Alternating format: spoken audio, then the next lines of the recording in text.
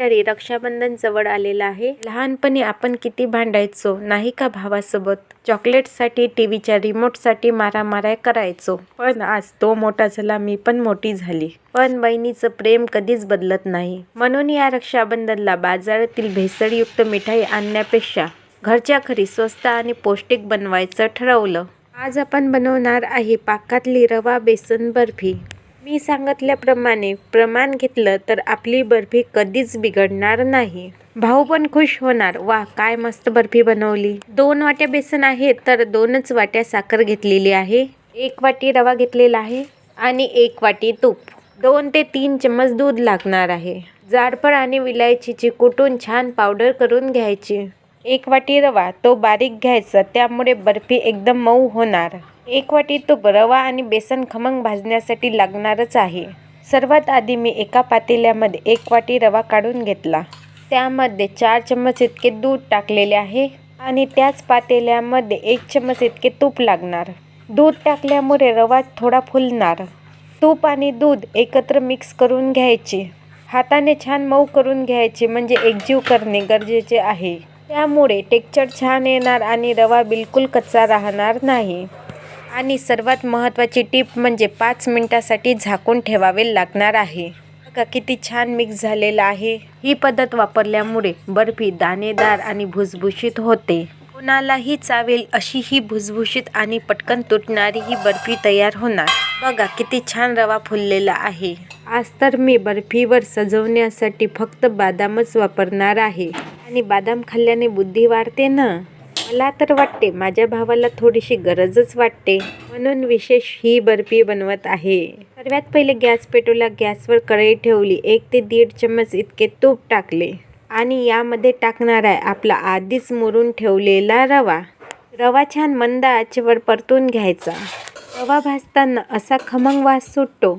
काही जण काय करतात, घाई गडबडीमध्ये रवा आणि बेसन एकत्र टाकतात. मग काय होते, रवा कच्चा राहतो आणि बेसन जळून कोळसा होते. मग भावाला काय खाऊ घालायचं. मग भाऊ विचारतो, ताई ही बर्फी आहे की काळा कोळसा. त्यामुळे आपण ही पद्धत कधीच वापरणार नाही. मंद आचेवर 10 मिनिटे लागणार रवा भाजण्यासाठी. घाई गडबड बिलकुल करायची नाही. रवा छान खमंग भाजून घ्यायचा. रव्याचा थोडा कलर बदलायला लागला की तेव्हा समजायचं रवा आपला भाजून तयार आहे. आता आपल्याला तो रवा दुसऱ्या पातेल्यामध्ये काढून घ्यायचा आहे, कारण आपल्याला त्याच कढईमध्ये बेसन भाजायचं आहे. म्हणून छान कढई पुसून मी एक रवा दुसऱ्या भांड्यामध्ये काढून घेतलेला आहे. आता या कढईमध्ये उरलेलं सर्व तूप टाकून द्यायचं. या ठिकाणी आपल्याला बेसन भाजण्यासाठी तूप सर्वच लागणार आहे. कमीत कमी तुपामध्ये आपली बर्फी एकदम मस्त तयार होणार आहे. आणि व्हिडिओ थोडा जरी आवडला असेल तर लाईक, शेअर आणि कमेंट करायला विसरू नका. तर या कढईमध्ये 2 वाट्या बेसन टाकणार आहे. गॅस पेटवलेला आहे. गॅसवर पातेले ठेवले आणि गॅसचा पॉवर मंद ठेवायचा बरं. बेसन भाजायला आपल्याला अर्धा तास लागू शकतो. सुरुवातीला बेसन भाजताना थोडे कोरडे वाटणार, मग नंतर थोडं थोडं करत बेसनाला थोडं तूप सुटायला लागणार. तुपाचे प्रमाण कमी असल्यामुळे एकदम जास्त तूप सुटणार नाही. जर तुम्हाला या ठिकाणी थोडे जास्त तूप वापरायचे असेल तर तुम्ही टाकू शकता. बेसन भाजताना तर विचारूच नका, असा खमंग वास सुटणार की शेजारीन काकूसुद्धा खिडकीतून डोकावू लागतात की यांच्याकडे आज काहीतरी बनवलं. बेसन छान खमंग भाजल्या गेल्यानंतर त्याच पातेल्यामध्ये आधीच रवा भाजून ठेवलेला होता तो टाकून द्यायचा आणि छान परतून एका प्लेटमध्ये काढून घ्यायचा.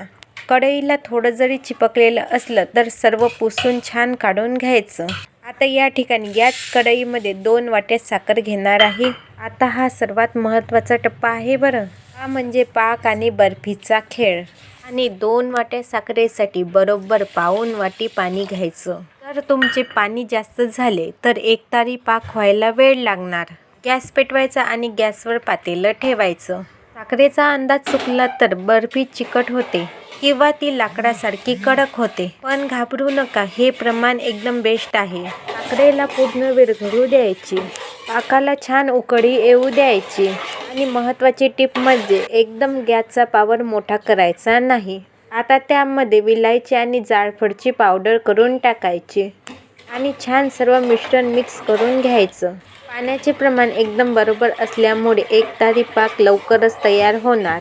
एकतारी पाक चमच्याने किंवा हाताने असे बोटाने चिकट वाटेल असाच तयार करायचा. किंवा दुसरी पद्धत म्हणजे साईडला प्लेटवर काढून ठेवायचा. 2 मिनिटात थंड झाल्यानंतर तो पाक एकाच ठिकाणी राहणार. गॅसचा पॉवर मंद ठेवायचा. आता या ठिकाणी आपण आधीच भाजून ठेवलेलं रवा बेसन या ठिकाणी पाकामध्ये टाकून द्यायचं आणि झटपट चमच्याने हलवायचं, जेणेकरून गुठळ्या होणार नाही. मंद आचेवर छान बुडबुंड्या येईपर्यंत शिजवून घ्यायचं. जसं जसं थोडं थोडं शिजणार तसं तसं एकदम बेसन मऊ होणार. सोबतच लगेच गॅस बंद करून घ्यायचा. मोजून 2 ते 3 मिनिटं शिजवायचं. पाक आपला आधीच एकतारी असल्यामुळे जास्त शिजवण्याची गरज नाही. एका प्लेटला किंवा ताटाला तूप लावून ठेवायचं. आता आधीच तूप लावलेल्या ताटामध्ये ही बर्फी सेट होण्यासाठी काढून घ्यायची. सर्व मिश्रण छान पुसून काढून घ्यायचं. पूर्ण सेट व्हायला 15 ते 20 मिनिटं लागू शकतात. आणि आपली बर्फी गरम गरम असताना छान चौकोनी किंवा त्रिकोणी कट करून घ्यायची. तुम्हाला ज्या पद्धतीने आवडेल तसं तुम्ही कट करू शकता. हे आपले हुशारीचे बदाम मी वरतून लावून घेतलेले आहे. बर्फी पूर्ण थंड झाल्याशिवाय काढायची घाई करायची नाही, नाहीतर बर्फी तुटण्याची शक्यता भरपूर असते. दिसायला सुंदर आणि खायला यापेक्षाही भारी. जेव्हा माझा लाडका भाऊ ही बर्फी खाईल ना, तो लहानपणीच्या आठवणांमध्ये रमून जाणार. सण प्रेमाचे असतात, नात्याचे असतात आणि असे गोड पदार्थ खाण्याचे असतात. जाता जाता तेवढं सबस्क्राईब करायला विसरू नका. पुन्हा भेटू.